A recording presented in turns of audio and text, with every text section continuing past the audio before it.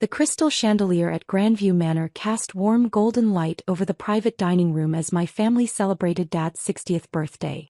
I sat at the far end of the long mahogany table, watching everyone exchange expensive gifts while nursing my glass of sparkling water. The contrast couldn't have been starker. Them in their designer clothes and glittering jewelry, me in a simple black dress from a department store clearance rack. The private dining room buzzed with animated conversations about stock portfolios, European vacations and luxury car purchases. My brother Michael held court at one end, describing his latest restaurant acquisition to Dad's golf buddies. My sister Amanda showed off her new Cartier bracelet to the wives, explaining how James surprised her with it after closing another major real estate deal. "Sarah, honey, where's your gift for Dad?" Mom's voice cut through the laughter like a sharp knife. The entire table turned to look at me, my brother Michael and his wife Jessica, my sister Amanda with her husband James, their perfectly dressed children, and even Dad's business partners who'd been invited to make the evening more impressive.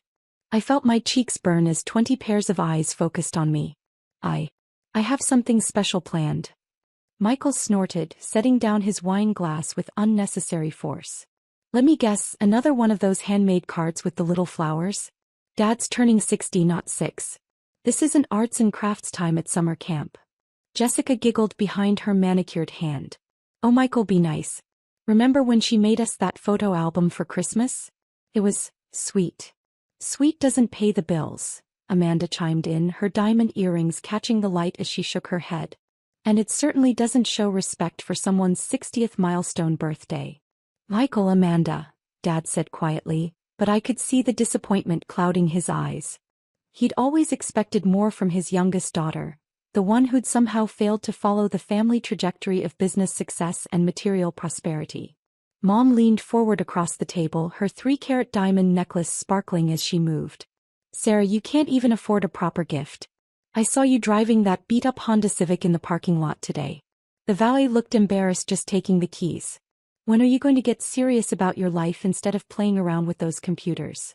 The entire table erupted in uncomfortable laughter. James whispered something to his son about Aunt Sarah's hobby phase, while one of Dad's business partners shook his head sympathetically, as if witnessing a family tragedy. "She's still living in that tiny studio apartment downtown," Amanda added, her voice dripping with false concern. "I tried to help her find a real corporate job last month. My friend manages HR at Morrison Industries, but she keeps insisting she wants to follow her passion with that little computer consulting thing she does. It's software development and business system integration," I said quietly, my voice barely audible over the continued chuckling. "Same difference." Mom waved her hand dismissively, her Rolex catching the light. "Playing with computers while your brother Michael runs 3 successful restaurants and Amanda's husband just bought her that new BMW X7. Even your teenage cousins have better summer jobs than whatever it is you're pretending to do." Michael leaned back in his chair, clearly enjoying the spotlight. "Sarah, I've offered you a hostess position at my downtown location at least 5 times. It's honest work, good tips, and you'd learn how real businesses operate. But you keep turning it down to chase these fantasies. When I was your age," Mom continued, her voice rising as she warmed to her favorite topic, "I was already married to your father and helping him build his accounting firm. I had real responsibilities, real contributions to make. Not sitting around in coffee shops pretending to be some kind of entrepreneur." The weight of their judgment pressed down on me like a physical force. I looked around the table at their faces, some smug, some pitying, all of them absolutely certain they knew exactly who I was. The family disappointment. The dreamer who never grew up. The daughter who couldn't even afford to eat at the upscale restaurant where they were celebrating. "You're absolutely right," I said, standing up slowly and smoothing down my simple dress. "I can't afford to eat here regularly." Mom smiled triumphantly, settling back in her chair like a queen who just delivered the perfect verdict. "Finally, some honesty. Self-awareness is the first step toward real change, sweetheart. But there's something important you don't know about me," I continued, pulling out my phone with deliberate calm. The table watched curiously as 28-year-old failure Sarah prepared to make what they assumed would be an embarrassing scene. I dialed a number I knew by heart. It rang twice before a familiar professional voice answered. "Good evening, this is Marcus. How may I assist you tonight?" I put the phone on speaker, setting it in the center of the mahogany table. Marcus, this is Sarah Chin. I'm currently in the Grandview private dining room with some guests who seem to have forgotten their manners. Could you please come up and escort the Thompson family out? They're no longer welcome at any of my properties.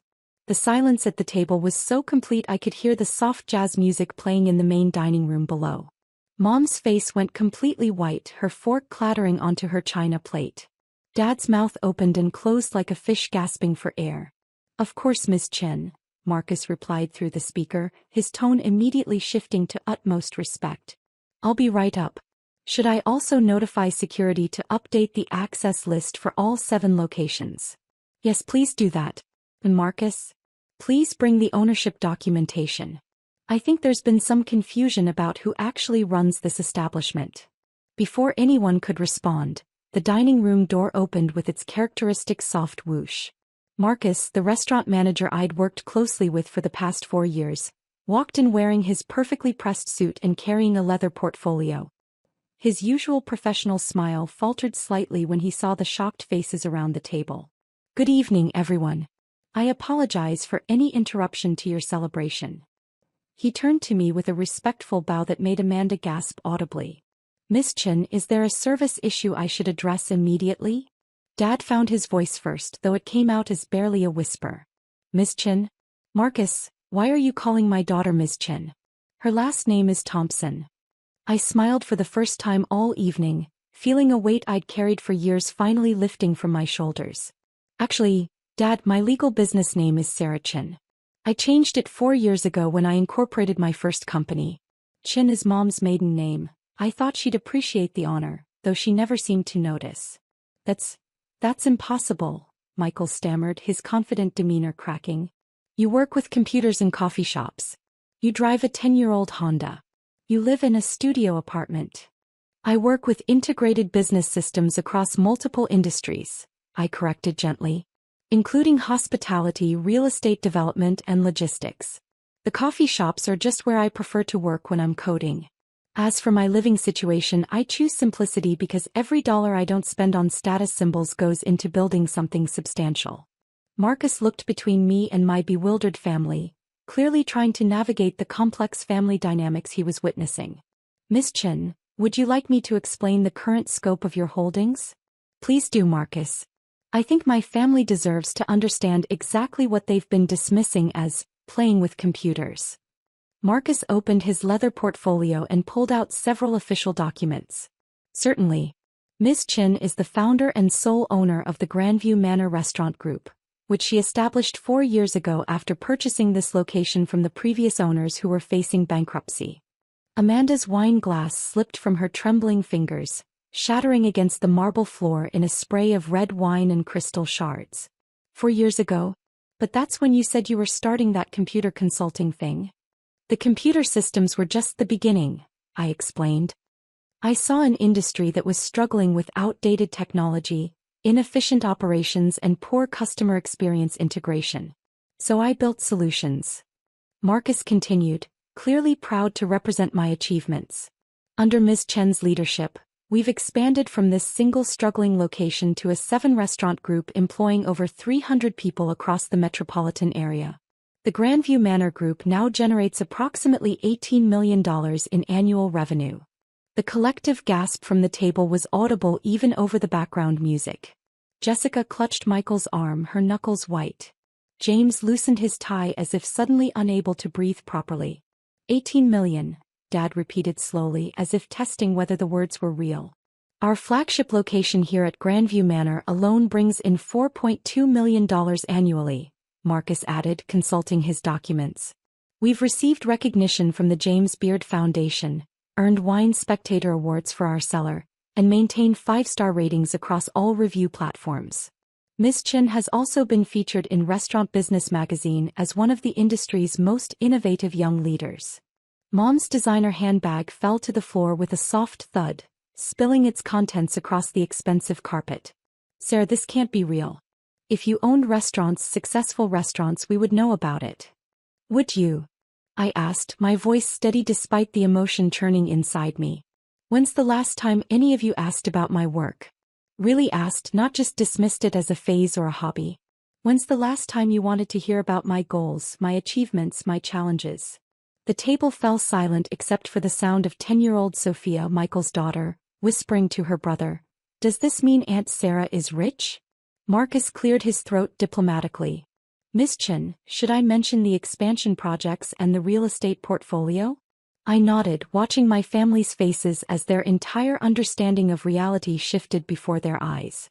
"Please do."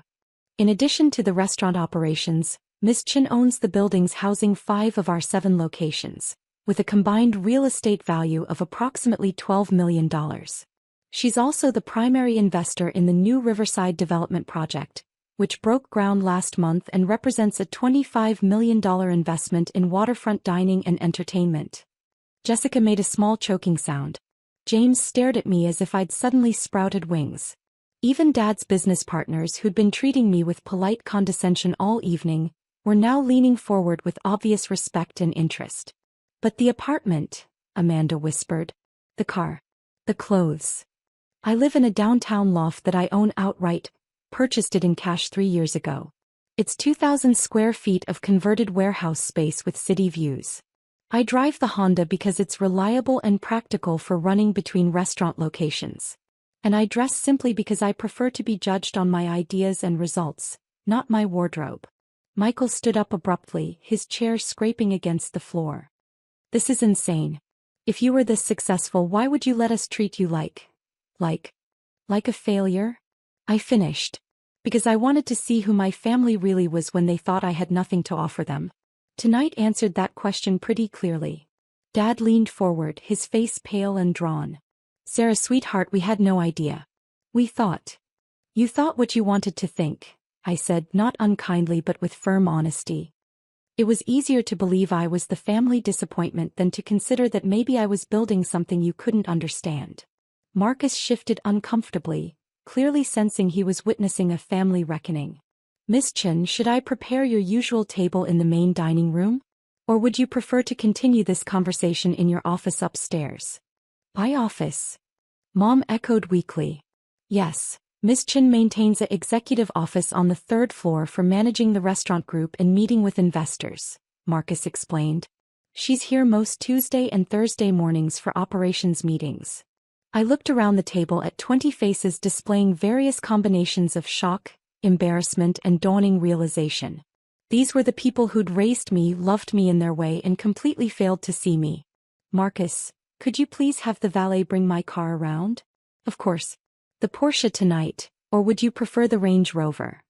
The collective gasp was even louder this time. Michael actually laughed, a short, disbelieving bark. "Porsche? You have a Porsche?" "I have several vehicles," I said simply. "The Porsche for client meetings, the Range Rover for site visits, and yes, the Honda for everyday errands. Different tools for different purposes. The Porsche tonight, please, Marcus. And thank you for handling this with such professionalism." Marcus bowed slightly. "Always a pleasure, Ms. Chen. Will you be in tomorrow for the board meeting with the investors?" "Of course. 9 a.m. sharp. We're finalizing the Portland expansion."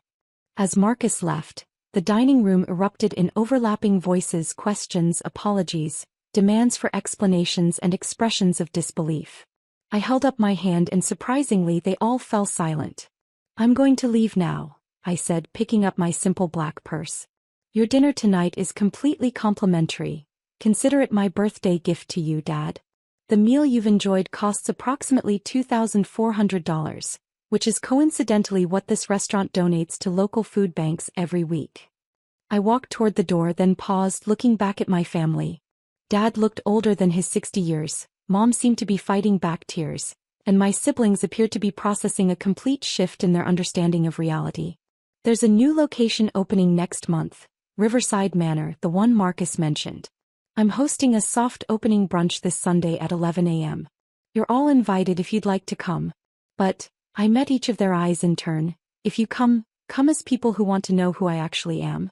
Not as parents trying to manage their disappointing daughter, or siblings trying to fix their failure of a sister." Dad stood up slowly, his hands trembling slightly. "Sarah, will you give us a chance to do better?" I smiled, feeling something soften in my chest despite everything. I've always wanted a real relationship with this family, Dad. That invitation is genuine. But it's also conditional on respect. What time did you say? Mom asked quietly, her voice small. 11 a.m. Riverside Manor, 412 Waterfront Drive. Ask for the owner's table. I paused. They'll know what that means now. As I walked through the main dining room, I noticed other patrons watching with curiosity. Some recognized me from business meetings and community events. Others were simply drawn to the drama they'd glimpsed through the glass doors of the private room. The valet, Carlos, smiled as he handed me the keys to my midnight blue Porsche 911 Turbo. Good evening, Miss Chin. I hope your family celebration went well. It was educational, I replied, settling into the leather seat that had been custom-fitted to my preferences. As I drove through the city I'd helped shape with my restaurants and investments, past the office buildings where my corporate catering division served thousands daily, past the Culinary Institute where I guest lectured on restaurant technology integration, I felt lighter than I had in years. My phone buzzed with a text from Dad. We'll be there Sunday. All of us. Thank you for the invitation and for the lesson we clearly needed. I'm proud of you, daughter. I should have said that years ago. A second text followed from Mom. I don't understand how we got it so wrong, but I want to learn. Can you forgive us? I pulled over and typed back. Sunday is a fresh start for all of us. Bring your appetites and your curiosity. Tomorrow would reveal whether my family could see past their assumptions and embrace who I really was. Either way, I'd learned something valuable tonight. I didn't need their approval to be successful, but I wanted their love to be based on truth rather than fiction. I drove toward my downtown loft, past the skyline I'd become part of, ready for whatever version of my family showed up on Sunday morning.